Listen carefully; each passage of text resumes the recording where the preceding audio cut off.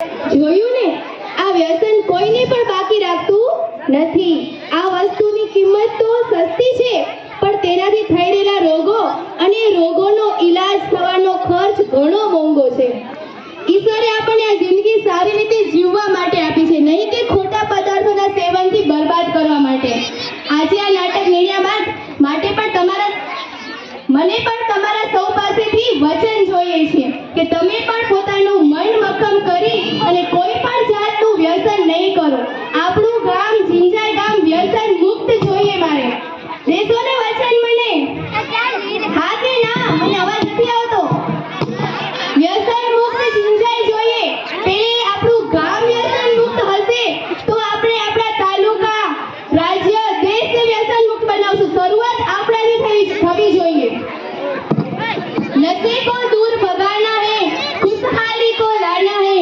नशा नाश की जड़ है भाई, इसे दूर रहो भाई.